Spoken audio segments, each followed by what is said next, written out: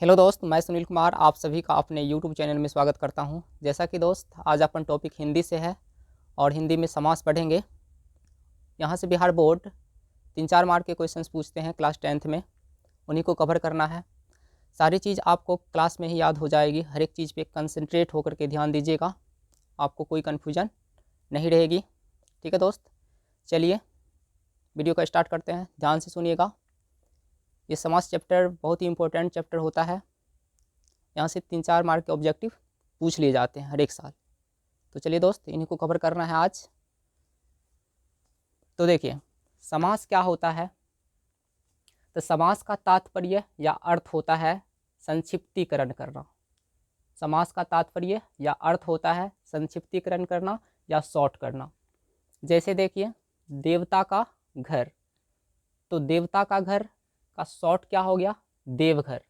राजा का पुत्र, इसका शॉर्ट क्या हो गया, राजपुत्र। नीले रंग की गाय, इसका शॉर्ट क्या हो गया, नील गाय। तो यदि परिभाषा पे गौर करें तो परिभाषा क्या कहती है इसकी, दो या दो से अधिक शब्दों से मिलकर बने एक नवीन, नवीन का अर्थ होता है नया, तो एक नवीन एवं सार्थक शब्द को समास कहते हैं। तो दो या दो से अधिक शब्दों से मिलकर बने एक नवीन एवं सार्थक शब्द। तो दो या दो से अधिक शब्द से मिलकर बनेंगे एक नया शब्द, और उस शब्द का कुछ ना कुछ अर्थ होगा। कुछ ना कुछ क्या होगा, अर्थ होगा। सार्थक का मतलब होता है उस शब्द का कुछ ना कुछ अर्थ होना।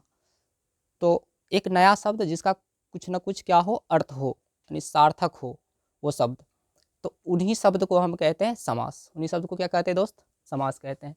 तो दो या दो से अधिक शब्दों से मिलकर बने एक नवीन, यानी एक नया एवं सार्थक शब्द। कैसा शब्द होना चाहिए, नया शब्द होना चाहिए और सार्थक शब्द होना चाहिए, उन्हीं को हम कहते हैं समास दोस्त।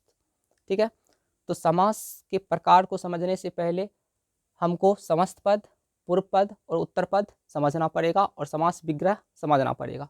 तो देखिए दोस्त, एक लिए हैं हम एग्जाम्पल के रूप में राजपुत्र। तो यहाँ जो है दोस्त, ये राजपुत्र जो है पूरा, ये कहलाता है समस्त पद, यानी पूरा पद। राजपुत्र इसको बोलेंगे समस्त पद। राजा जो है, राज जो है यहाँ पे, ये क्या कहलाता है, पूर्व पद, यानी पहले वाला पद। और पुत्र जो है ये कहलाता उत्तर वाला पद, यानी बाद वाला पद। और इसका जो हम ऐसे इसको जो तोड़ के लिखे तो ये हो जाएगा राजपुत्र, राजा का पुत्र। यदि तोड़ के लिखे इसको क्या कहेंगे, राजा का पुत्र को कहते हैं राजपुत्र।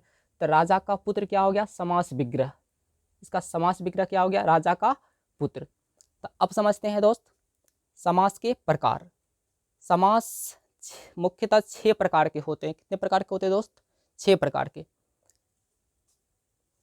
अव्ययी भाव समास, द्वंद्व समास, बहुव्रीहि समास, तत्पुरुष समास।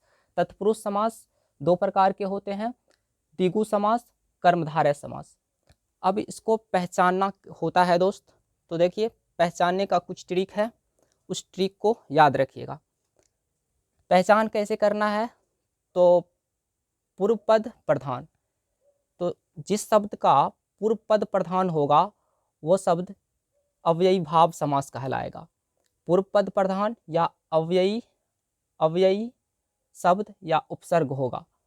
यदि पहला पद कैसा होना चाहिए, अव्ययी शब्द होना चाहिए या उपसर्ग वाला शब्द होना चाहिए और पूर्व पद प्रधान होना चाहिए। तो उस प्रकार के शब्द को हम कहते हैं अव्ययी भाव समास। जैसे देखिए जीवन, जीवन में यदि जीवन में हम उपसर्ग लगा दे, आ लगा दे, तो हो जाएगा आजीवन। तो जीवन था, उसमें क्या लग गया दोस्त, उपसर्ग लग गया, आ उपसर्ग लग गया। दिन था, उसमें प्रति उपसर्ग लग गया। तो ये सब क्या कहलाता है दोस्त, ऐसा शब्द को बोलेंगे अव्ययी भाव समास। ये सब शब्द अव्ययी भाव समास के अंतर्गत आते हैं।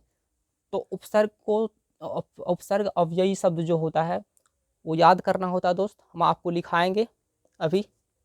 तो उस सारी चीज़ को आप याद रखिएगा, उस चीज़ से आप पकड़ सकते हैं जो कौन सा जो है अव्ययी भाव समास है। तो जिसका पूर्व पद, यानी पूर्व वाला जो पद होगा वो क्या हो जाएगा, प्रधान होगा।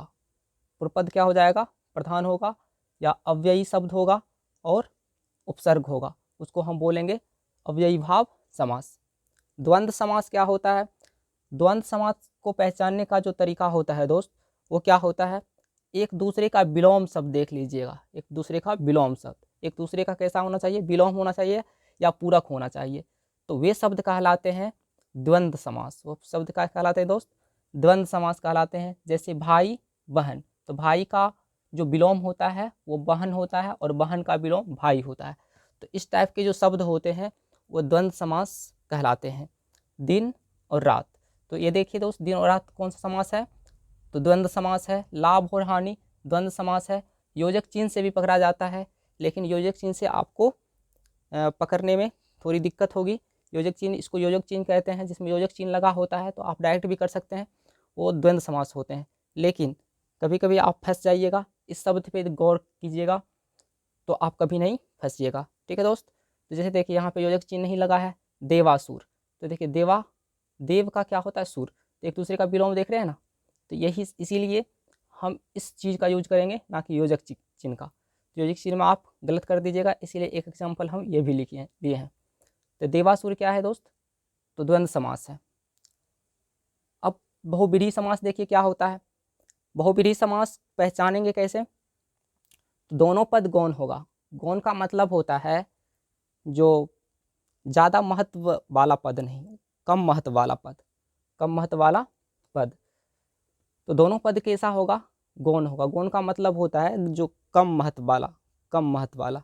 ठीक है दोस्त, तो गौण पद, दोनों पद गौण होगा या दोनों पद मिलकर अन्य पद को प्रधान बनाता है। दोनों पद मिलकर के अन्य पद को क्या बनाता है? प्रधान बनाता है।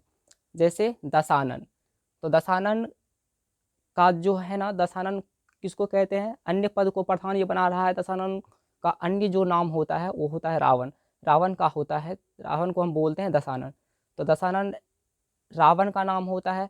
तो इसीलिए देखिए दोस्त, यहाँ पे दोनों पद मिलकर के 10 आनन, 10 हो आनन, यानी मुख जिसको, 10 हो आनंद जिसके पास, यानी मुख जिसके पास, उसी को हम कहते हैं दशानन। यानी दशानन किसको कहा जाता है? रावण को कहा जाता है। तो दोनों पद मिल करके एक नया पद बना रहा है, वहाँ पर एक अन्य पद को प्रधानता दे रहा है। जो दशानन एक रावण है, तो अन्य पद की प्रधानता दे, तो समझ जाइएगा वो कौन सी समास है? जो बहुब्रीहि समास है। तो दोनों पद मिल करके नए पद एक अन्य पद को प्रधान बनाए, तो उस टाइप के पद को हम कहते हैं जो बहुब्रीहि समास। जैसे लंबोदर, तो लंबा हो उदर जिसका, लंबा हो उदर जिसका, तो किसको कहते हैं? गणेश भगवान को कहते हैं। तो अन्य पद को देखिए यहाँ पे प्रधान बना रहा है, लंबा हो उदर जिसका, उसको कहते हैं गणेश जी, यानी गणेश भगवान। अब देखिए दोस्त, तत्पुरुष समास। तत्पुरुष समास को पहचानने की जो टेक्निक होती है वो क्या होती है, वो देखिए। पूर्व पद गौण लेकिन उत्तर पद प्रधान हो।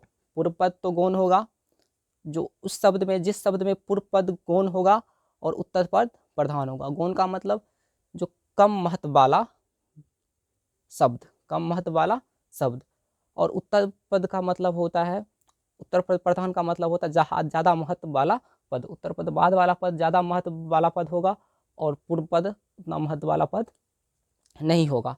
तो उस टाइप के जो शब्द होंगे उसको हम कहेंगे तत्पुरुष समास। जैसे युद्ध क्षेत्र, युद्ध क्षेत्र की बात यहाँ पे करें, तो युद्ध क्षेत्र की बात जब हम करते हैं तो वहाँ पे युद्ध की बात नहीं होती, यानी क्षेत्र की बात होती है। किसकी बात होती है दोस्त? क्षेत्र की बात होती है। यानी हम क्षेत्र को देख के बोलते हैं ये युद्ध क्षेत्र है, वहाँ पे लड़ते हुए नहीं देखते हैं। यानी हम कहते हैं जो युद्ध क्षेत्र शब्द तभी हम यूज करते हैं कि हम उस क्षेत्र को देखते हैं जो ये युद्ध का क्षेत्र है, यानी वहाँ पे क्षेत्र की बात होती है, ना कि युद्ध की बात होती है। तो पूर्व देखिए, युद्ध जो है वहाँ पे प्रधान नहीं है, यानी पूर्व पद प्रधान नहीं है, लेकिन उत्तर पद क्षेत्र क्या है, वहाँ पे प्रधान है। क्षेत्र क्या है? प्रधान है। तो इस टाइप के जो शब्द होते हैं वही, उसी शब्द को हम कहते हैं तत्पुरुष समास। उसी शब्द को क्या कहते हैं दोस्त? तत्पुरुष समास कहते हैं। जैसे रसोई घर, तो रसोई घर में हम, वहाँ पे घर प्रधान है, ना कि रसोई प्रधान है। ठीक है दोस्त, तो घर वहाँ पे प्रधान, रसोई घर हम तब शब्द का यूज करते हैं जब हम उस घर को देखते हैं, वो खाना बनाने वाले घर होते हैं, तब हम यूज करते हैं, ना कि उसमें हम खाना की प्रधानता देते हैं। वो घर की प्रधानता वहाँ पे दिया जाता है। जो घर को संबोधित करके वहाँ पे बोला जाता है ये घर है, रसोई घर है। तो घर वहाँ पे प्रधान है, ना कि जो रसोई है वो प्रधान है। युद्ध क्षेत्र भी देख लीजिए, युद्ध क्षेत्र युद्ध प्रधान नहीं है, यानी क्षेत्र की बात हो रही है, युद्ध क्षेत्र की बात हो रही है, ना कि युद्ध की बात हो रही है। तो वहाँ पे क्षेत्र प्रधान है, ना कि युद्ध प्रधान है। तो इस टाइप के शब्द जब भी आप देख लें तो वो जो समास होता है दोस्त, वो होता है तत्पुरुष समास। ठीक है दोस्त। अब तत्पुरुष समास दो प्रकार के, द्विगु समास और कर्मधारय समास। तो चलिए दोस्त इसको देखते हैं। तो चलिए दोस्त देखते हैं इसको। तत्पुरुष समास दो प्रकार के, द्विगु समास, कर्मधारय समास। तो द्विगु समास की पहचान कैसी करनी है?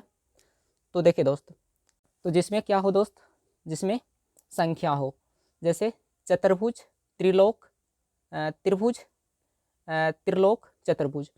तो देखिए त्रि मतलब होता है तीन। तो देखिए शब्द इस शब्द में संख्या आ रही है, तो ये शब्द जो होंगे वो द्विगु समास होंगे। त्रिलोक, ये भी तीन आ रहे हैं यहाँ पे, त्रि मतलब होता है तीन, तो ये भी जो शब्द होंगे वो द्विगु समास होंगे। चतुर्भुज, चतुर्भुज मतलब होता है चार, तो शब्द इस शब्द में भी क्या आ रहे हैं, संख्या आ रहे हैं, तो ये भी क्या हो जाएंगे, द्विगु समास हो जाएंगे। लेकिन दोस्त यहाँ पे देखिए दशानन, दशानन जो शब्द होंगे वो द्विगु समास नहीं होंगे। क्यों? क्योंकि जिस शब्द से अन्य शब्द निकले, जिस शब्द से दूसरा अन्य शब्द भी निकले, तो उस शब्द को हम दोस्त द्विगु समास नहीं कहते हैं। जैसे दशानन, दशानन किसको कहते हैं? तो रावण को कहते हैं। तो अन्य शब्द की प्रधानता यहाँ पे हो रही है। तो इसीलिए दोस्त यदि संख्या आए तो उससे अन्य शब्द की प्रधानता हो, तो वहाँ पे आप कहिए या ये जो है ना द्विगु समास नहीं है। तो यहाँ पे द्विगु समास ये नहीं है दोस्त। जैसे त्रिलोक है, यदि त्रिलोकी रहता तो त्रिलोकी किसको कहते हैं? तो शंकर भगवान को कहते हैं। तो त्रिलोकी जो शब्द होगा वहाँ पे वो तत्पुरुष समास होगा, ना कि द्विगु समास होगा। ठीक है दोस्त। चलिए यहाँ देखते हैं कर्मधारय समास। कर्मधारय समास की पहचान कैसे करनी है? तो पहला पद विशेषण होगा और दूसरा पद विशेष्य होगा। पहला पद क्या होगा? विशेषण, और दूसरा पद विशेष्य होगा। या विग्रह करने पर दोनों पदों के बीच में के समान है जो आएगा, है जो जैसे में से किसी एक शब्द का प्रयोग होता है। तो विग्रह जब करेंगे आप तो के समान आएगा या है जो आएगा उन दोनों शब्द के बीच में, तो आप समझ जाइएगा वो जो है ना कर्मधारय समास है। जैसे देख लीजिए नील गगन, तो विग्रह कीजिए नीला है जो गगन, तो उसको क्या कहते हैं? नील गगन। तो है जो आ रहा है ना यहाँ बीच में, तो ये जो शब्द होगी वो कौन सी शब्द होगी? कर्मधारय समास, कर्मधारय समास होगी। जैसे मृग नयनी, तो मृग के समान नयन, मृग के समान नयन, तो मृग के समान जिसकी नयन होती है उसको कहते हैं मृग नयनी। तो ठीक है दोस्त। तो देख रहे हैं यहाँ पे ये समान जो आ रहे हैं इनके बीच में विग्रह करते हैं, तो इसीलिए इन दोनों शब्द जो होंगे वो कौन से समास होंगे? कर्मधारय समास होंगे। ठीक है दोस्त। तो यहाँ जो है आपकी टॉपिक ये कंप्लीट होती है समास। तो आप अच्छे से पढ़ लीजिएगा, और वीडियो अच्छी लगी तो चैनल को सब्सक्राइब करके बेल आइकन को प्रेस कर दीजिएगा और बताइएगा कि आपको ये वीडियो कैसी लगी। ठीक है दोस्त, मिलते हैं फिर अगले वीडियो में।